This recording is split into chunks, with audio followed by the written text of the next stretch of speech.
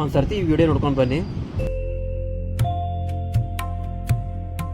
ಬಸವಣ್ಣವರಿಗೆ ಒಪ್ಪಿಸಿರ್ತಕ್ಕಂಥ ಪಾದಕಿಗಳು ಹರಳಯ್ಯನವ್ರದ್ದು. ಅವರ ಹರಳಯ್ಯನವ್ರ ಬಲ ತುಡಿ, ಕಲ್ಯಾಣ ಬಂದು ಎಡ ತುಡಿ, ಇದು ಗಂಡ ಹೆಂಡತಿ ಮಾಡಿಕೊಟ್ಟಿರ್ತಕ್ಕಂಥ ಬಸವಣ್ಣವರಿಗೆ ಪಾದಕಿಗಳು ಅಂದ್ರೆ ಇವೆ.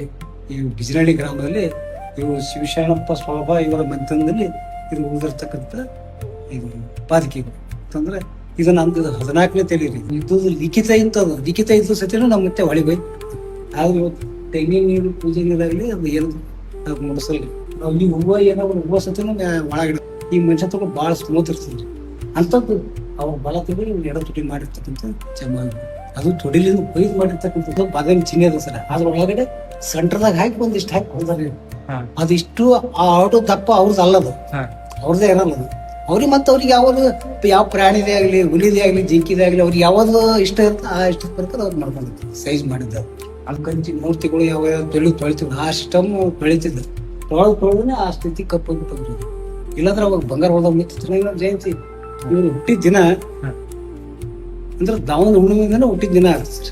ಪಲ್ಲಕ್ಕಿ ಅವಾಗ ಏನ್ ಮೂರ್ತಿಗಳು ಅವನ್ನ ನಾವು ಮಾಡಿಸಿರ್ತೀವಿ, ನಿಮ್ಮಂತ ಭಕ್ತರ ಮಾಡಿಸಿ ಕೊಟ್ಟಿರ್ತೀವಿ.